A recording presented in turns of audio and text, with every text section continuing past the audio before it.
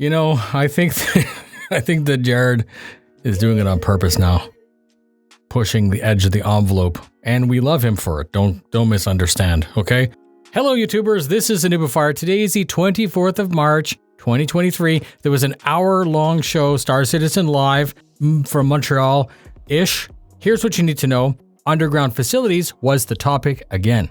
These are the UGFs. They said that it was quite the process to combine the above and below ground parts of these massive game structures. If things didn't line up perfectly, the gaps might allow light or sound into areas that they were not meant to be, and this is a challenge to deconflict. The team introduced themselves for about 10 minutes. Along with the new UFG structures, we have space clinics, environments, Lorville updates, racetracks, points of interest. These are the focuses for the trio.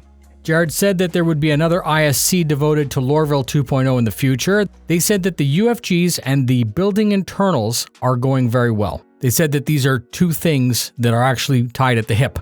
Jared took time to explain for chat that not everyone works on all parts of the complete game. Today we're talking with the team from a specific part, and that was not an indication that Pyro wasn't being worked on anymore or that Pyro was finished, and he reminded us that Pyro would obviously have its own team working on Pyro. They said all of the player hero locations would be getting a further update pass, including Area 18.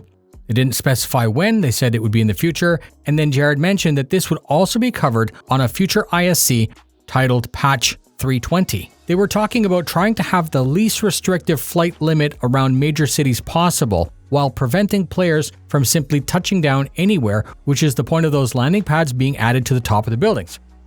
This is where it got weird. Jared cleared the couch. Jared said that he had forgotten to plan the commercial, and then we were subjected to 4.5 minutes of whatever the fuck this is. I suppose this makes me the hero of the community. The hero that the community doesn't deserve today, because I saved you from needing to watch this. We were then back with a new person to talk with. Jared explained that developer patches are given to developers who work on ships once those ships are completed. Thank you, Jared, for correctly calling the Nova Tonk by its correct name, pronounced correctly. Lucas was on deck, and according to Jared, Lucas would help us get the show even further off the rails. Lucas looks after hiring and firing for all of the offices that make up CIG, the talent acquisition section. 700 hires under his belt. Over the years, he has gathered a great working understanding of what each of the team members does. With that information, he's better able to sift through the applications and find the correct talent. They often have up to 20 critical roles that they need to fill. Each of these jobs within the company have skills and qualities that they're looking for. The team of 7 work within HR, but they're not seen as HR. And ironically, something came to mind that was the talent acquisition team, having 7 people, would also have been responsible for hiring themselves. Some kind of inception, hiring people who would be well suited to hiring well-suited team members.